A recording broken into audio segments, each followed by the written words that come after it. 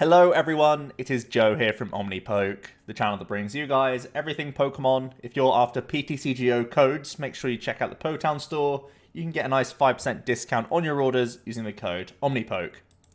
For today's video, we are continuing with my first impressions, this time with the Rebellious Clash cards. There are some super impactful ones when I looked through just briefly, but I'll have to reread a few of these things. I'm going to zoom down to the trainers, of course. That's normally where I like to start things off, because these are normally some of the most impactful cards in general, because we already know a few archetypes out there right now that can pop off with some of these cards.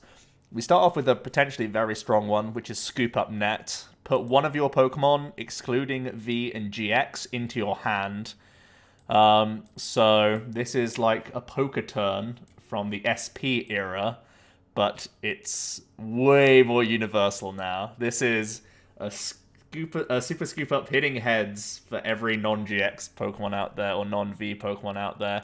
The V also means V Max, so don't worry. People aren't going to be picking up big 340 hit point Pokemon and passing into you. So, yeah, it's only for non-GXs, which does make it a little bit more narrow, but it definitely makes some coming into play abilities seem a lot stronger.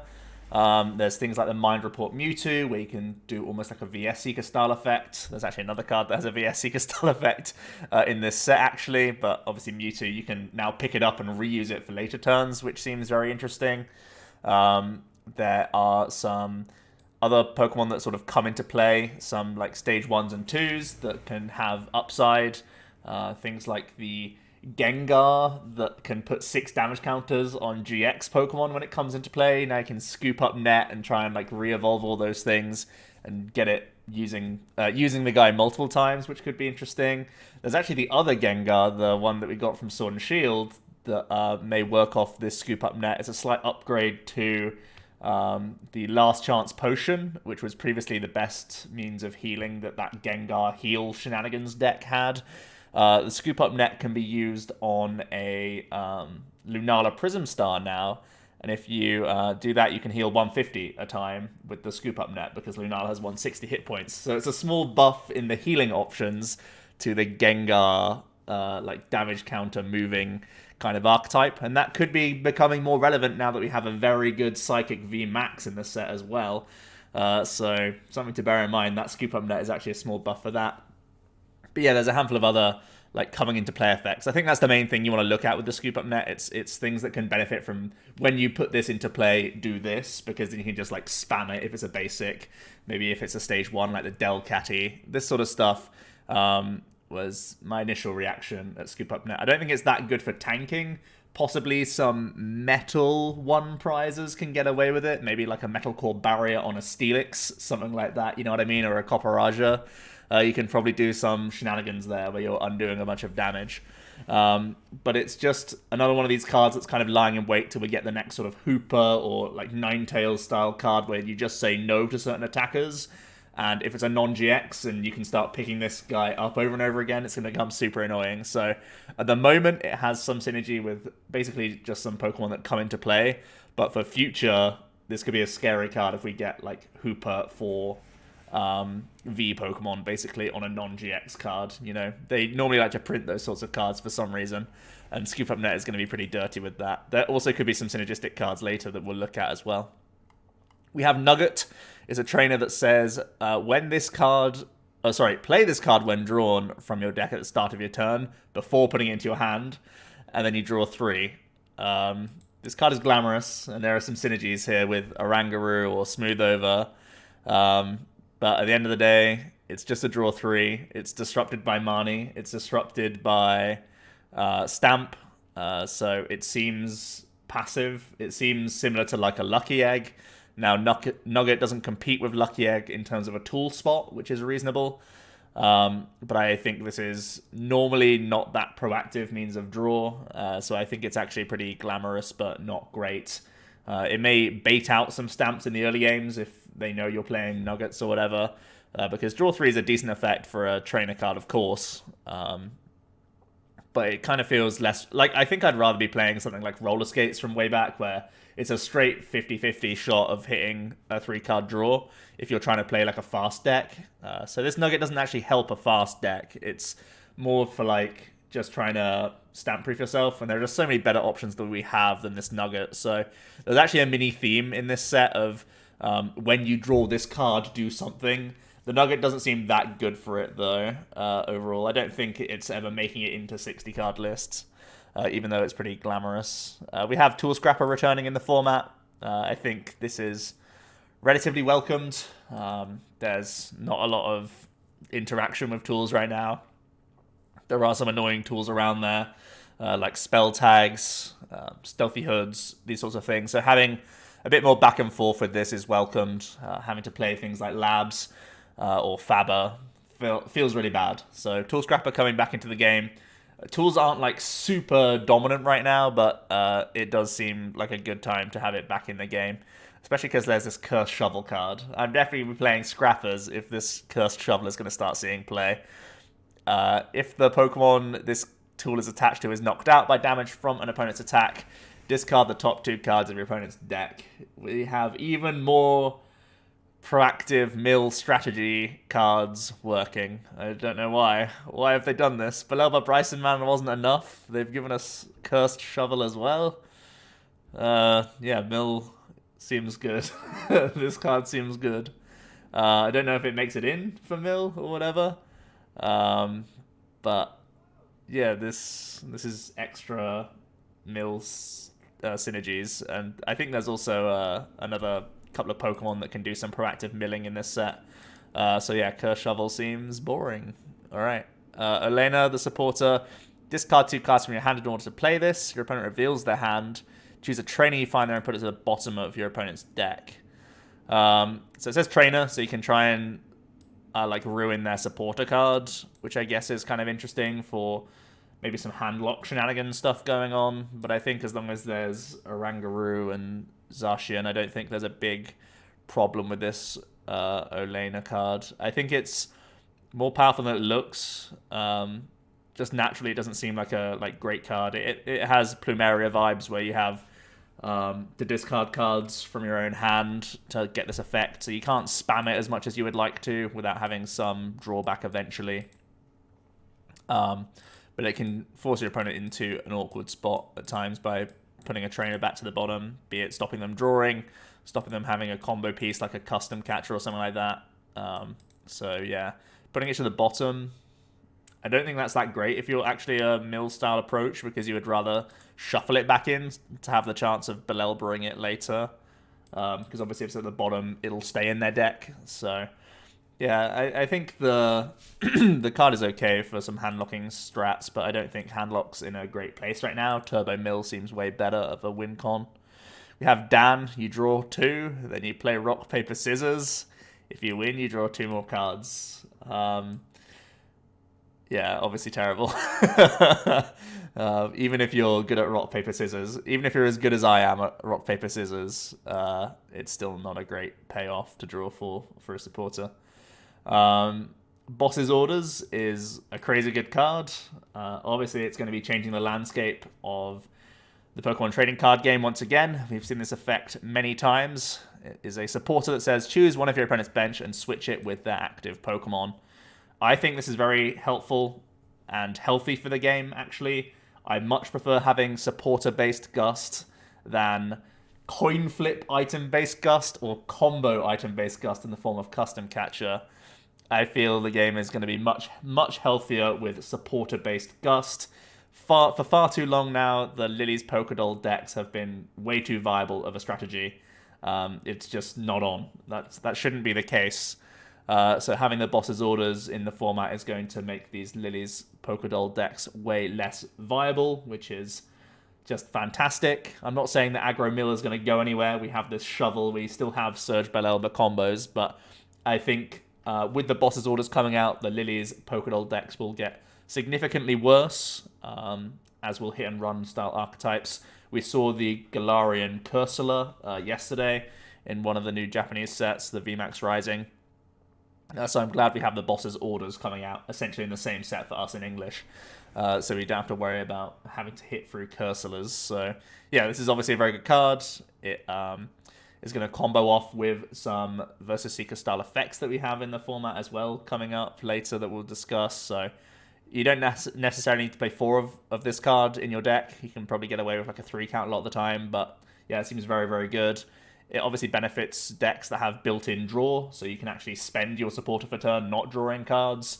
So again, we look towards things like Zacian, we look towards Jirachi-based engines, these sorts of things. So yeah, the boss's order seems very, very good, and it looks like going forward it's going to continually be called boss's orders, whereas previously it's been, you know, Lysander.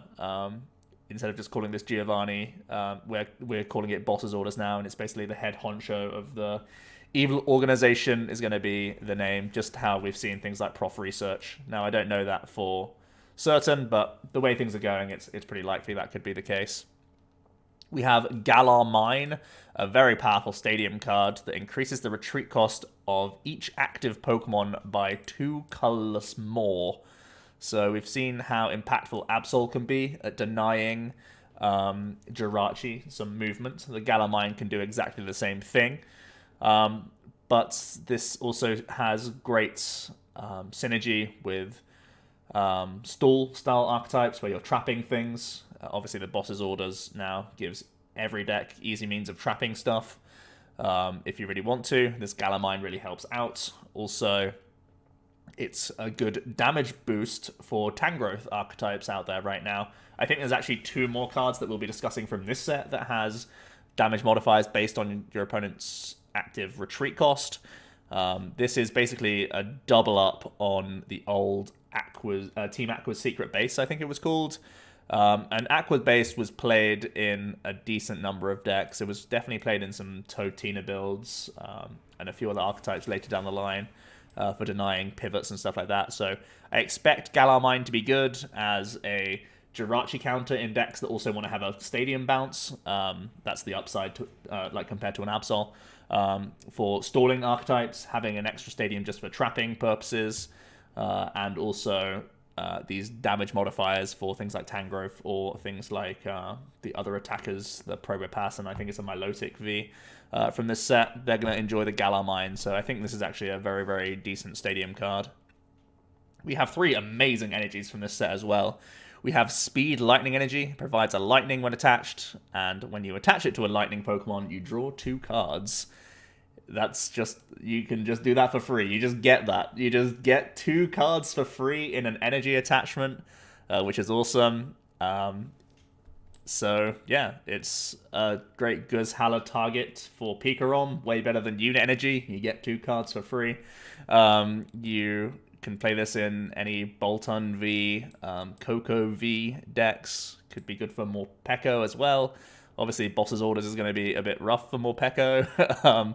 But yeah, Lightning decks are just loving this. Why wouldn't you just say yes to drawing 2? Now, I don't think Pikarom will play a 4 copy of this. Like I said, it's probably going to be a Guzhala card, maybe a 2 of maximum. Because you still want to attach energies from the deck. And obviously, you can't do that with this card. But it just seems like an obvious upgrade to what we're already playing in the format right now. We have Horror Psychic Energy, which again provides a Psychic when attached to a Pokemon. If it's attached to a Psychic Pokemon and it's active and is damaged by an opponent's attack, put 2 counters on the attacking Pokemon. So yeah, it's like a Rocky Helmet, but in an energy. That's also pretty good. We know that Psychic Pokemon like to play around with damage counters all the time, so it's either helping you push towards knockouts or push towards 2 shots. Think about Giratina only hitting 130 against tag teams now. If you have a Horror Energy attached, you do the 130, then they get hit by the Horror Energy, and then you can 130 them again the next turn.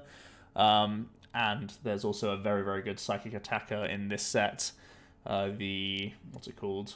Dragapult VMAX. So yeah, I think Horror Psychic Energy is just obviously good. There's not too much punishment for Special Energy in the format right now. Being played at least. So yeah, I think this Horror Psychic Energy is obviously good.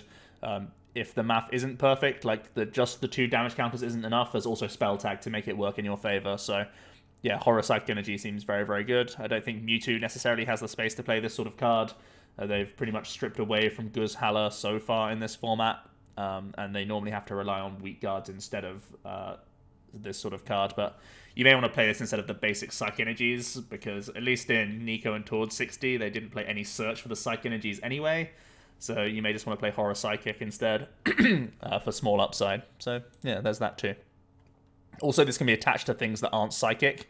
Same with the Speed Lightning. You can attach these to things that aren't Lightning Pokemon, and they still act as a Lightning or Psychic energy. So yeah, it's a lot better than the old Flash Energy and Mystery Energy, where you can attach them to the Pokemon they're not meant to be attached to. You know what I mean? So then we have Capture Energy as well, the last special energy. I think this is also a really, really good card, giving Draw Energy and Recycle Energy a run for its money as a colorless attachment. Provides a colorless energy when attached, and when attaching this card from your hand to one of your Pokemon, search your deck for a basic and put it directly to the bench, then shuffle your deck. So it's an energy attachment plus Nest Ball, basically. So yeah, that's going to be excellent for decks that can get away with having colorless energy attachments. That's as simple as that, really. There won't be many decks that can afford to play this, but the ones that can get a huge benefit of having extra consistency in your turn 1 attachments, granting you some extra Pokemon search, which is great. We'll zoom up to the top now, and we'll go through the Pokemon. I've had a quick scan, so we can skip some of the worse ones. We have a Lombre. It has this top entry ability, so if you draw this card from your deck at the beginning of your turn, and there's room on your bench, instead of putting it into your hand, you can put it directly onto your bench. I really like seeing abilities like this, hopefully trying to make Stage 2s more valid by just cheating them, basically. You got to cheat your evolutions if evolutions are ever going to work. So trying to play a Stage 2 deck that only plays Lombres, and then like an engine that puts Lombres to the top of the deck, to then just like draw it and put it into play, is like a fun gimmick, and I think that's as far as it goes, really. Because it's not that reliable. Your opponent can force shuffle draw upon you with stamps and with Marnies and stuff. So this is never going to be that viable. And yeah, overall that's just a bit of a gimmick, but it's a small upside if you are trying to play an evolution deck. The Ludicolo has some decent stopping power. Energized Rush for 2 colorless, and bear in mind that we do have Twin Energy now. You do 60 times the amount of prizes that you've taken. So if you've taken, like 4 or 5 prizes, this is going to be really, really good for closing out the game. But it's not worth trying to play this wacky little Lombre Ludicolo package. I think it's too niche overall for... Maybe if you're playing like a weird Twin Energy style deck anyway, and you want to have a finisher, you could just play a 1/1 of this. But it seems kind of niche to me. We'll move down. Not much good on the grass side until we get to this Eldegoss V, which looks to be an excellent card. I think this is going to be one of these things that you always want to have 1 or 2 of these in your binder. It's a 180 hit point grass type that has the ability Happy March. Once during your turn, when you play this card from your hand onto your bench, you may put a supporter card from your discard pile into your hand. So it's a ball searchable means of getting you back a Professor's Research, a Boss's Orders, a Marnie. Yeah, it's a really, really good effect. It's a Versus Seeker. Obviously, you're putting down a 180 hit point 2 prize Pokemon in the process, and that obviously has some big downsides. It's also weak to fire, so it's easy to capitalize on for fire decks specifically, so Welder's not getting any worse. This could even be used to get Welders back. So yeah, I also think now that the Boss's Orders is coming out in this set, this is basically no different to putting a Dedenne down, because people will be playing the same Gust. Maybe some decks will also play 1 Great Catcher, but probably not. We're probably just going full Boss's Orders in a lot of decks. So yeah, you are that easy 2 prize liability, but the upside is you can just have ball search outs for game, basically. I think that's the main thing here, where we're going to be more stamp-proof now to just close the game. If you can just have all your quick balls be outs to the Boss's Orders or to Prof Research to help push for game, you're going to be much more consistent at closing out games. So we're going to be a lot less worried about having to like, if we're the one going ahead, we don't have to worry about stamps as much, because you have... As long as you play that 1 Eldegoss, you have way more outs to try and close the game, which is excellent. There's also the Sort Upward attack for 2 colorless, you do 50, and you can shuffle this Pokemon and all cards attached into your deck. That's going to be impactful in Expanded, where you can just DC this card and shuffle it back in for 50. But otherwise, it's not too big of a deal for us right now. We have this Stage 1 Flapple. It's an 80 hit point grass type Stage 1. Has the ability Apple Drop. Once during your turn, you can put 2 damage counters on one of your opponent's Pokemon. And then shuffle this Pokemon and all cards attached to it into your deck. We've seen how nice it can be to have 3 damage counter placements from Decidui. It's the same number that it was. This time it's on a Stage 1. The issue is it's not a free damage. It's not a free 2 damage as soon as you get the 1 Decidui set up. You're set up and just doing it for the entire game. Now you have this mini goal of continually trying to get Flapples rolling the entire time. That's a little bit awkward. Yes, it's reusable, so it has maybe some upside compared to something like a Galarian Zigzagoon or something like that as a tech card for a damage buff option in decks. It's a little bit more flexible as well, so you can also like target the bench and then get back into the deck. So, and also there's of course Turf Field to give yourself a good means of continually finding Flapples. So I think this is like a fun damage buff kind of card. It's also universal compared to like Galarian Berserker, which would just be the raw damage increasing for exactly metals.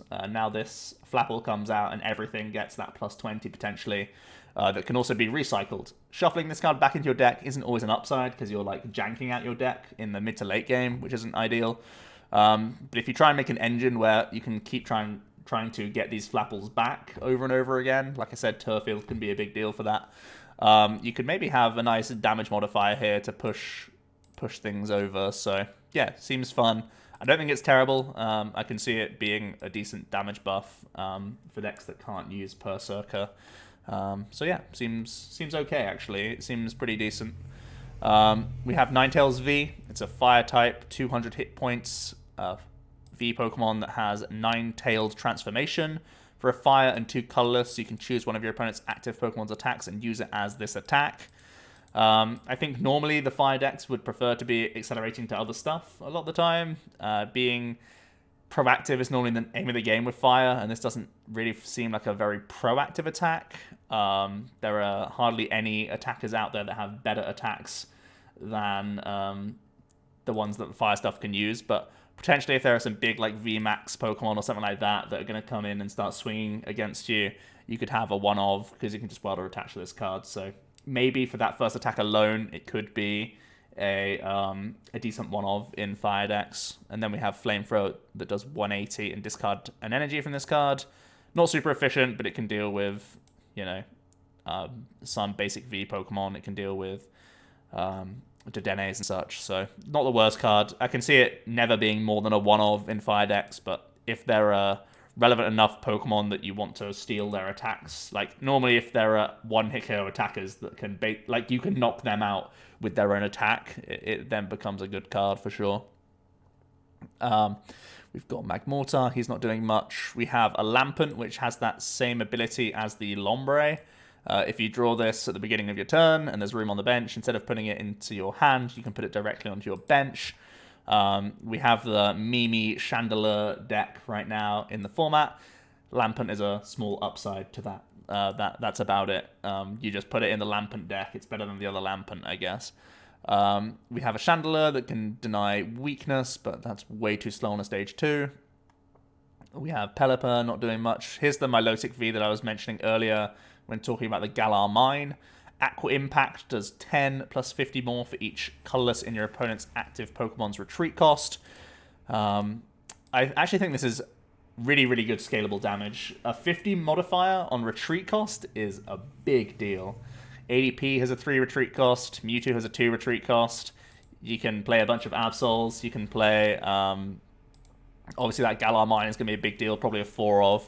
So I think you'd be surprised at how quickly this can actually reach 1-hit KOs. Like against an ADP, you just need 1 Absol, 1 Galar Mine, and you've killed an ADP like pretty quickly.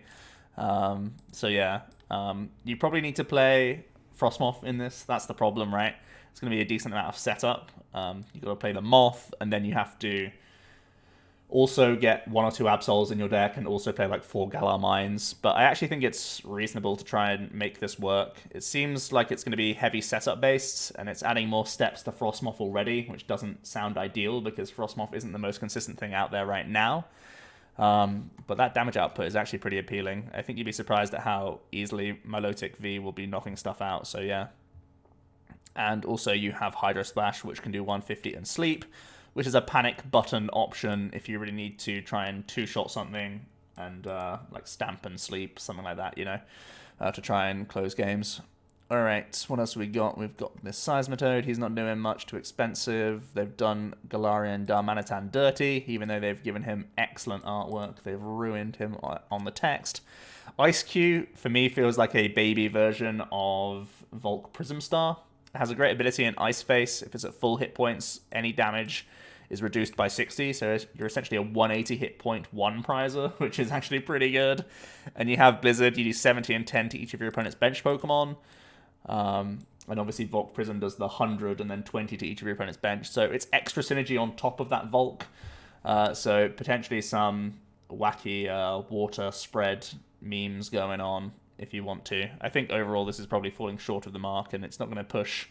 It's not going to be the reason that Frostmoth starts becoming successful, this whole Ice Q thing. But yeah, that spread is decent, I guess. Could be like an extra one prizer in the deck if you really want to. We have more artwork appreciation from this busted Electivire, but not much else good about it. Luxio, again, has that same ability as the other two, the Lampent and the Lombre.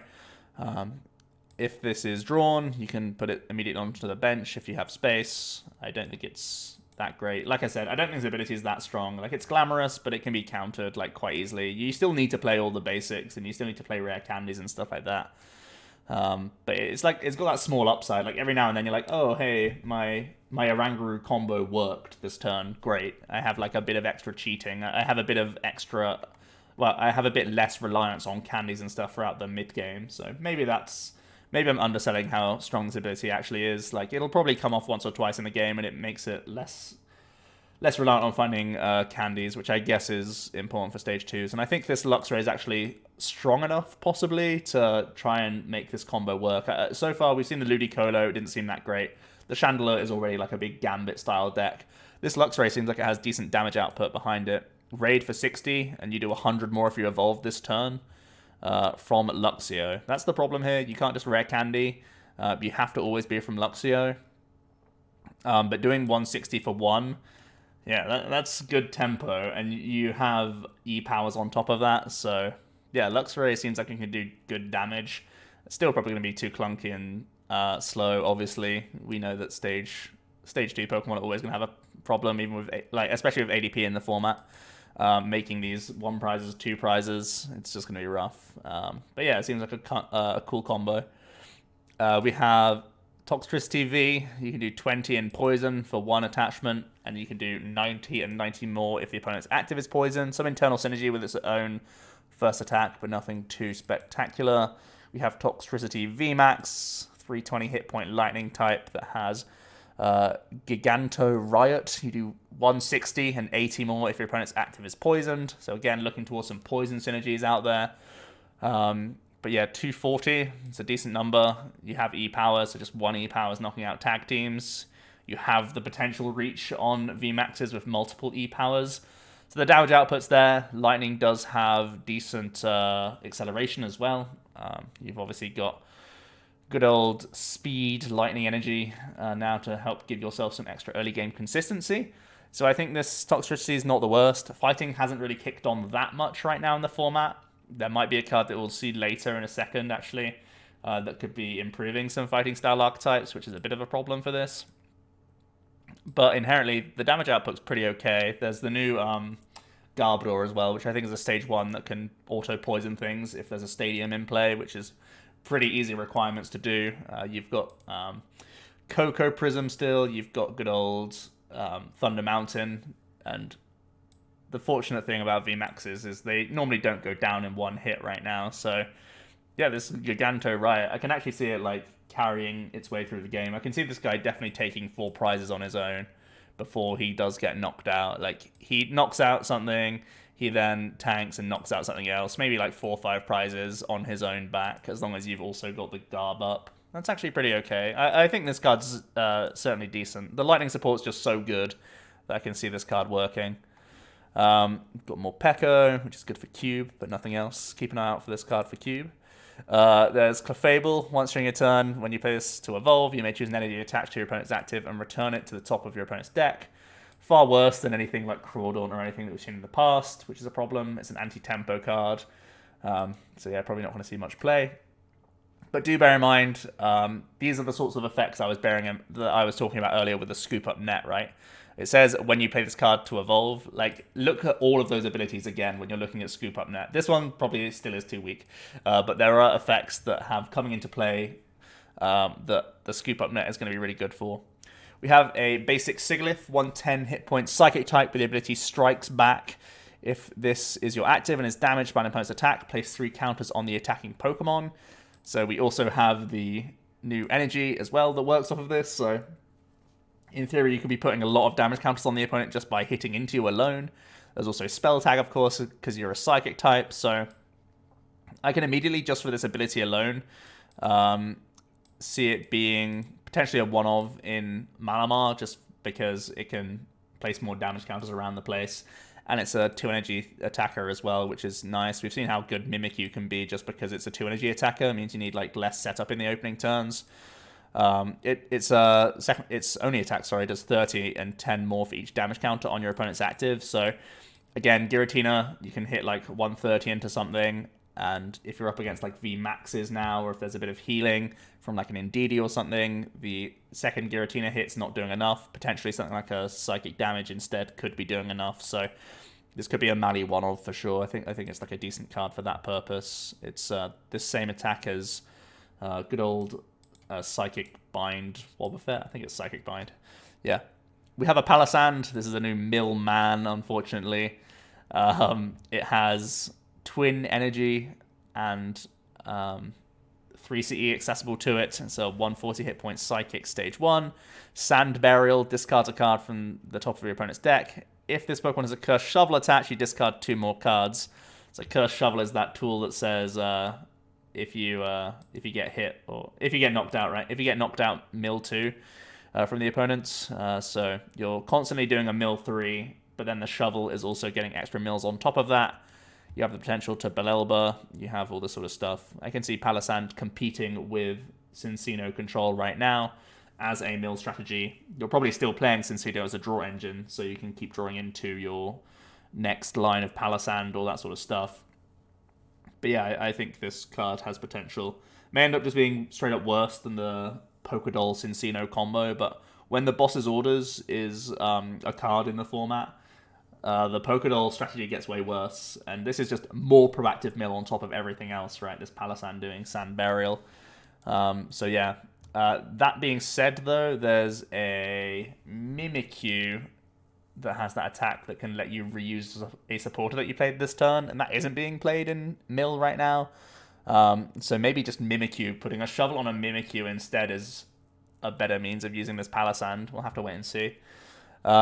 We have Hatterini, Stage 1 Psychic type, 150 hit points, that has the ability Mind Hat. Once during your turn, you may have each player discard 1 card from their hand. So it's forcing discard from the opponent. It's very different from all the other ones where we've seen where it's just a coming into play effect. This time the Hatterene sticks on board and is also like always forcing a discard from the opponent, which is decent. You are discarding a card yourself, but normally it won't be too detrimental.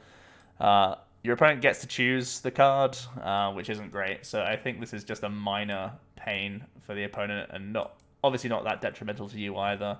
It does have Regretful Droplets. Put damage counters on your opponent's active Pokemon equal to the number of Pokemon in your discard pile for 1 Psychic.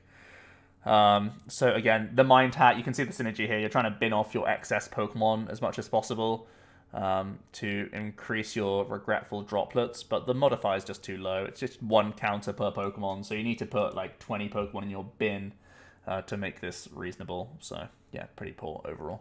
If you could spread this from more than just the active, it could be reasonable, because you're a Psychic type and you get to play regretful energy or whatever the hell it's called, the new psychic energy, and also the spell tags, but it's only limited to the opponent's active, so that's pretty poor. We have an Alcremie that can attach a bunch of energies in any way that you like. Universal energy acceleration, but again, we've seen this sort of effect on so many stage 1s that it's never really worked out. We have Dragapult V and V Max. These are cards that I'm super hyped on. I feel like this archetype is going to be very, very solid. It doesn't need much to get going, and there's just great internal synergies here going on with the deck. You have Dragapult V, which is a 210 hit point basic. It's a psychic Pokemon weak to dark, which is already like a big indicator that this card's probably going to be good, because you're going to be threatening Mewtwo as an archetype just straight out the gate by being, well, especially the VMAX, a very tanky psychic Pokemon that can't be hit back very easily, which is great. So yeah, you have this bite attack, 1 for 30, and then you have Assault Jet. For 2 psychic, you do 60, and if it became active this turn, 80 more. So 140 for 2, pretty efficient for sure.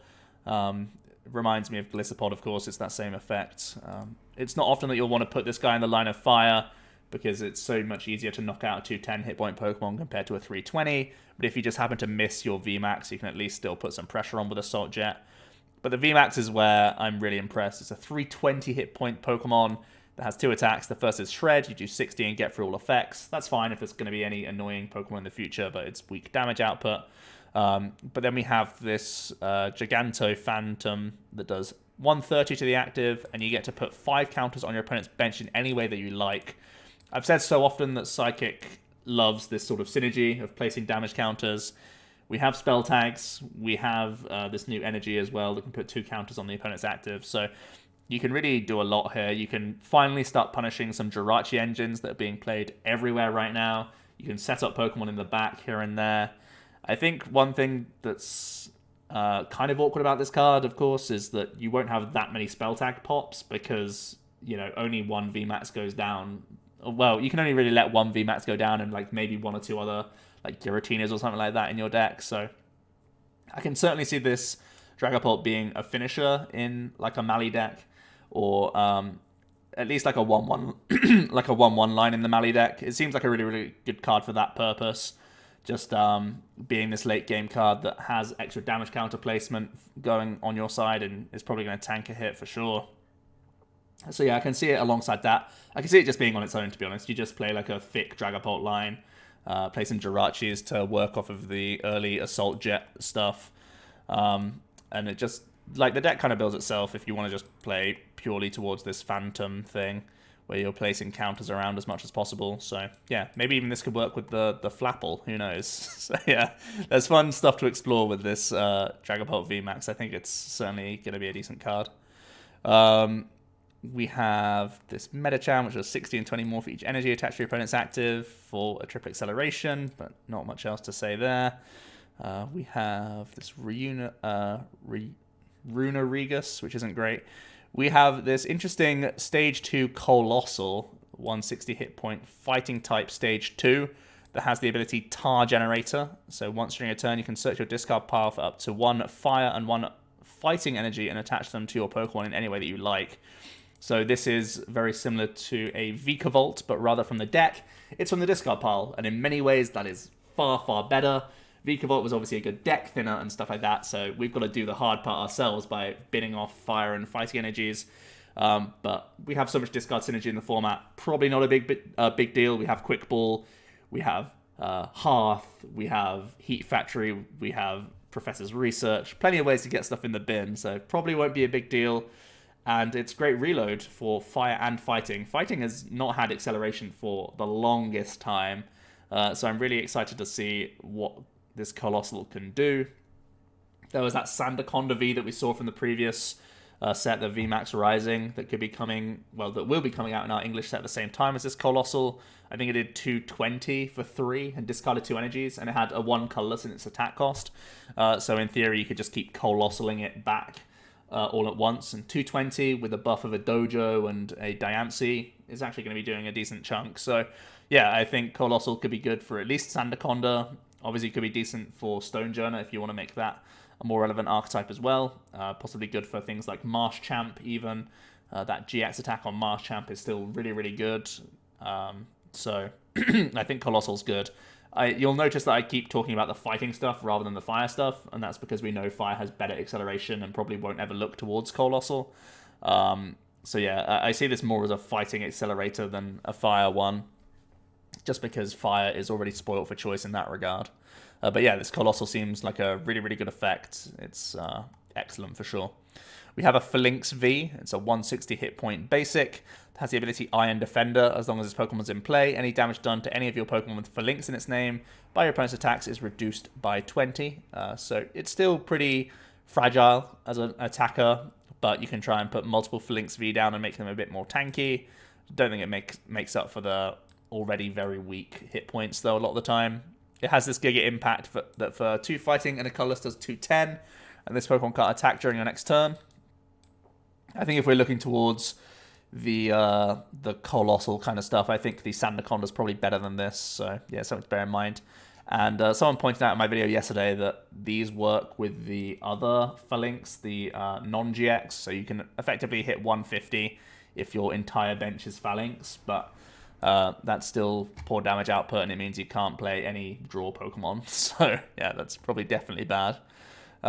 We have a Galarian Weezing, and as soon as I saw a Galarian Weezing, I was expecting some form of ability lock, but they've fortunately done it in a very passive way. The Galarian Weezing has to be active for the chemical change gas to be infect, but yeah, it stops every other ability. But yeah, this guy has to be active, so that's we can all breathe a sigh of relief that there's no Garb back in the format just yet. I think there'll be a point, as with every format, there's a point where so many sets come out that we need to have ability lock to keep these sorts of decks in check. But I don't think we've got to that point just yet. So having this Weezing right now seems fine. It has the attack Severe Poison for a Dark. It poisons and put 4 damage counters between turns. You can try and buff this with like what's it called? Toxicroak, but yeah, it's not going to be worth it. Yeah, so this Weezing, pretty poor. Spiritomb can also do some droplet stuff, but it's pretty rubbish. Here's the Garbodor that we were mentioning when we were talking about the VMAX, the Toxtricity. Poison Pool, once during your turn, if there's a stadium, you can leave your opponent's active poisoned. So yeah, that's pretty decent. I think there's also the... what's it called? Amoonguss. There's the Amoonguss that can send stuff to sleep and poison them when it comes into play, so it might have some competition. The Garb is obviously like guaranteed more often, and you don't have to continually get them out, so you can just play like a 2-2 Garb line and that's enough. So that might be stronger than playing the Amoonguss package, but Amoonguss sleeping stuff with maybe Slumbering Forest as your stadium of choice could be decent for the for that sort of deck. So yeah, Garb and Amoonguss probably competing for the poison stuff in the Toxtricity deck, but yeah, it seems decent for that. But not much else to say, really. We have Mandibuzz that does 100 if they have... Yeah, terrible. We have this Malamar V, which is a super disappointing card. They've only made one good Malamar ever, and it's the Psychic Recharge one. You have Dragoff for a Dark Colorless. You choose one of your opponent's bench and switch it with their active, and you do 30 to the new active, and then 130 for 2 Dark and a Colorless and Confuse. That is just poor. And then the VMAX has 310 hit points, and you have Giganto Jammer, which does 180. Your opponent reveals the hand. You can choose a card you find there and put it to the bottom of their deck. So again, you're trying to do some annoying like crumbing of their hand a lot of the time, but yeah, it doesn't seem great to me at all in any way. You can try and do some like Weavile GX stuff to accelerate this card, but yeah, it seems like a lot of work. One other thing, now that I mentioned the Weavile GX, one of the best things for the Scoop Up net as an accelerator is actually using Darkrai Prism. When you put Darkrai Prism into play, you get to put 2 Dark Energies down, so you can put the 2 Dark Energies down, Weavile can move them about, you can just Scoop Up net and try and reuse that Darkrai Prism star. The Malamar reminded me of that. I should have mentioned it earlier with the Scoop Up net. We have Sizzle, that can do 120 when it comes into play, not much to be said there. We have Copperaja V. You can do 90, and this guy takes 30 less to make him pretty tanky. And then you can do 180 with Rack Down. But yeah, not too impressive. The VMAX seems pretty decent, though. 340 hit points is already huge. It is weak to fire, so there's some skepticism to be said there. We know Metal has a lot of support, though. You can obviously play Frying Pans on top of this guy to make him even tankier and have no weakness, which is excellent. You have this dangerous nose attack, which does 100, and if the opponent's active as a basic, you do 100 more damage. So again, we have things like Berserker. If you want to be more aggressive, you can just play multiple Berserker and Copperaja VMAX and just go for continuous, like, dangerous noses against things, and you'll be doing good damage. You can just, with one Berserker, knock out good old Zacian V, so that's already like a good break point. And then there's the Giant Hammer for an extra energy.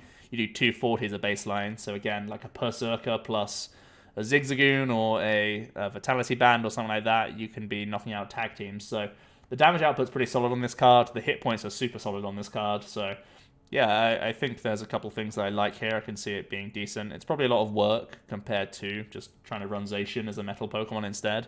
But the damage output is solid, and the hit points are insane as well. Just sitting there being like, I have game on board with this Giant Hammer next turn. Like, 240 with no downside is excellent. You just sit there going, smack. Can you knock me out? No. Smack. Game, obviously. So it kind of has that Lapras style effect where, like, if it's not dealt with, it can just sweep. And metal Pokemon are really good at doing, at powering up just because they have the patches available to them to accelerate. So yeah, that seems like a decent card. We have excellent artwork appreciation for Snorlax, not much else though. We have a Chatot that allows you to, once during a turn, put this onto your bench, flip a coin of heads, choose a supporter from your discard pile, reveal it and put it into your hand. So if you don't want the if you don't want the risk of putting a 2-prize Pokemon down with your Eldegoss V, why not try having the Chatot instead and flipping a coin? Well, you already know the answer. It's because you're flipping a coin. But if you're already playing a scoop up net build, potentially Chatot's better than the Eldegoss. Exactly if you're playing scoop up nets in your deck already. But yeah, something interesting to note. It's competing with Eldegoss in the same set, which is fun. And there's not much else going on here at all. You can grab tools from your deck, but that's terrible. We have plenty of ways to do that that's better. And yeah, that's it. Okay, so big cards from this set. The boss's orders. All of the energies seem very good. Galamine seems decent. This shovel seems good. Having some extra mill. Good to see Tool Scrapper come back. The Scoop Up Net has niche purposes right now, but will certainly grow as a card as more cards come out. Potential for some tanking stuff. Copperaja VMAX seems pretty strong. I think the Garbodor's okay. Colossal, good for fighting archetypes. I still don't know if they're pushed enough, though. I don't think we have any fighting attacker that's good enough just yet. Dragapult VMAX seems good on his own, but also potentially with some Malamar supports. The Palossand could be a new way of trying to play Mill, but it may just be worse than straight up having just draw Pokemon. Sigilyph, good for potentially Mally. This Toxtricity VMAX has very good damage output on its side if you can make it consistent enough. We have this gimmicky ability on a few stage 2 Pokemon, but they're still stage 2s. What else have we got? Milotic, and did I miss the... there's actually an attacker that I missed here, right? There's the... Yeah, I missed the Probopass. This is essentially the exact same as Tangrowth. It has the 10 plus 30 more for each colorless in the opponent's active Pokemon's retreat cost.